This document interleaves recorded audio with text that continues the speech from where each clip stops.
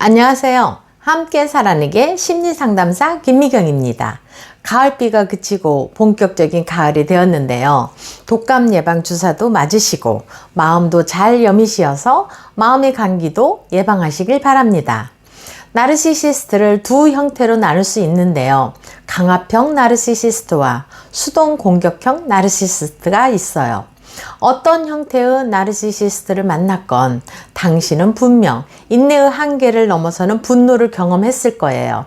만일에 겉으로 분노를 표출하지 않더라도 마음속으로는 계속 깊은 참담함, 증오, 분노 같은 감정을 끌어안고 있을 것이며 그 감정을 안고 살아간다는 것은 당신에게 너무 버거운 일일 것입니다. 오늘은 둘 중에서 수동 공격형 나르시시스트에 대해서 나눠보도록 하겠습니다. 감정적 관계 문제에 대해서 특별히 관심이 많으신 심리치료사 레스 카터의 나를 미치게 하는 너라는 책의 도움을 받아 오늘 이야기를 전해드리려고 합니다. 애는 속수무책의 처지에 놓여 있습니다. 늙고 병든 아버지를 모시고 있었는데 아무리 해도 남동생 톰은 협조하려고 하지 않아서죠. 남매는 40대 후반으로 연년생이고 둘 다 아버지 집에서 얼마 떨어지지 않는 곳에 살고 있어요. 파킨슨병에 걸린 아버지는 여러 가지 합병증으로 몸이 쇠약해진 상태입니다. 애는 언제라도 아버지에게 달려가려고 최대한 노력하고 있거든요. 그렇지만 장을 보거나 병원에 갈 때에는 동생 톰의 도움이 필요한 상태입니다. 그러나 애니 도움이 필요할 때마다 톰은 늘 곁에 없었어요.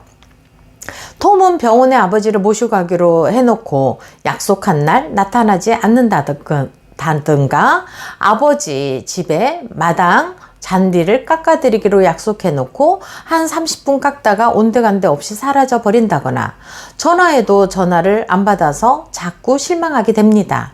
이러한 톰의 행동은 어려서부터 그러했고 남으로부터 무엇을 하라거나 언제까지 하라는 말을 듣는 것을 굉장히 싫어하는 듯 했습니다. 수동형 나르시시스트는 자기 중심성을 숨기고 겉으로는 남의 말에 수긍하고 인간관계도 원만해 보이지만 그들은 남에게 진심으로 협조하지 않으며 타인의 바람에 따라주지 않아요. 그러면 수동 공격형의 특징을 알아보겠는데요. 첫째, 애매한 태도를 취하고요. 둘째, 싫다는 뜻을 나타낼 때 침묵으로 일관하고요.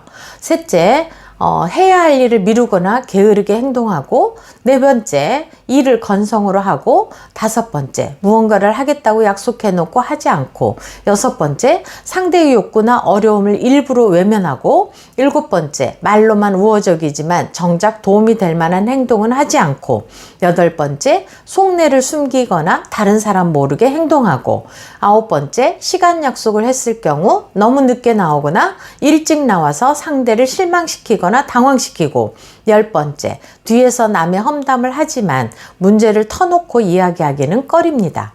수동 공격형에게는 자신의 행동이 이기적이라는 것을 납득시키기가 굉장히 어려워요. 어떤 과제를 마치기로 하는데 계속 늦춰질 때 이런 말을 우리는 듣게 됩니다. 오늘까지 마치려고 했는데 급한 일이 생겨서요. 몸이 아파서요. 하며 온갖 변명을 늘어놓습니다. 그냥 정직하게 시인하는 법이 없어요. 함께 있는 사람에겐 좌절만 안겨줄 거예요. 수동 공격형 나르시시스트는 분노로 가득 찬 사람입니다. 예를 들어 톰이 아버지의 집에 잔디를 깎다가 말고는 말도 없이 사라져 버리는 행동은 싫은 일을 시킨 것에 대한 분노 표출입니다. 약속 시간에 늦는 것도 내 시간 계획은 내가 짜고 나에게만 맞출 거라는 생각으로 나르시시스트는 자신에게 너무 몰두해 있기 때문에 다른 사람의 감정이나 욕구를 저해할 경우에도 아랑곳하지 않는 거죠. 비협조라는 메시지 뒤에 나르시시스트의 분노가 숨겨져 있음을 우리는 알 수 있어요. 수동 공격형 나르시시스트는 과거에 부모님이나 선생님 같은 중요한 타인으로부터 존중받지 못했던 기억을 많이 갖고 있어요.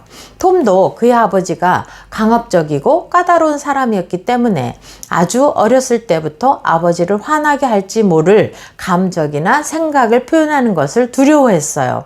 톰은 자신의 감정이나 행동을 솔직하게 표현하는 것은 안전하지 않다는 생각에 자신의 감정을 숨기고 아버지 비위를 맞춰야 한다는 사실에 깊이 분노하고 있었죠.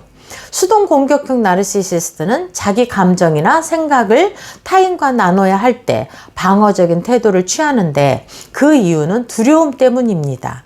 그들은 진정한 자신을 내보이는 것은 너무나 위험하다고 믿고 있기 때문이죠.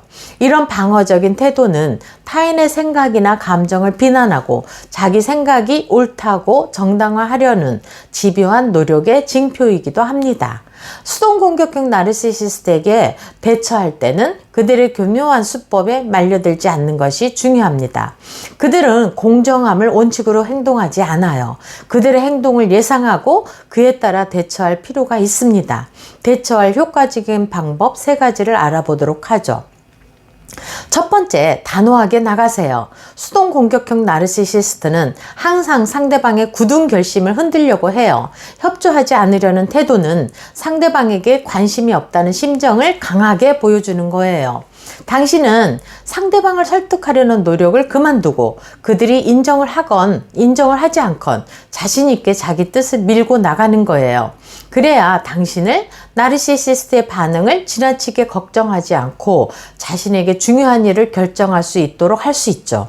자신이 무엇을 잘못했는지 골몰한 나머지 확신을 잃고 우유부단해져서 나르시시스트의 희생양이 되고 말죠. 톰으로 인해 애는 평정심을 잃을 때가 많이 있게 되지만 단호함으로 인해 톰의 행동을 분석하거나 집중하여서 화나거나 상처받는 일이 없게 할 수 있습니다. 톰이 협조하지 않을 경우 결과가 어떠할지 분명히 말하고 필요한 다른 방법을 찾는 것이 현명한 일일 것입니다. 두 번째, 기대치를 낮추십시오. 수동 공격형 나르시시스트는 변화하고자 하지 않아요. 그들이 협조할 거라고 믿는다면 그것은 망상에 가까워요. 자기 자신만 중요하기 때문에 타인의 감정이나 생각은 중요하지 않습니다. 그래서 톰이 언젠가는 고집을 버리고 가족들과 융화할 거라는 꿈을 꾸고 있는 것은 앤을 더욱 힘들게 만들 것입니다. 기대하지 않아야 돼요. 기대하지 않으면 실망도 줄어들게 됩니다. 그러나 앤은 톰에게 기대하지 않으면 동생에게 무책임한 사람이 되는 게 아닌가라는 생각을 하는데 그건 톰을 보통의 정상인과 아직도 똑같이 생각하고 있는 실수를 하고 있어요. 당신은 나르시시스트가 선한 의지에 따라주리라 기대하지만 결국에는 환멸감만 느끼게 됩니다. 세 번째, 충동적인 분노를 경계하세요. 수동 공격형 나르시시스트는 자기 때문에 다른 사람이 심하게 화를 내는 것을 보면 심술궂게도 기뻐합니다. 자신들의 고집스러움에 다른 사람들이 얼마나 화를 내고 분통을 터뜨리는지를 지켜보며 이렇게 생각하죠. 네가 나보다 얼마나 못났는지를 이걸로 증명이 되는구나. 너는 내 손 안에 있어 하며 그들은 자신의 존재 가치를 증명받은 것처럼 속으로 으쓱하고 있죠.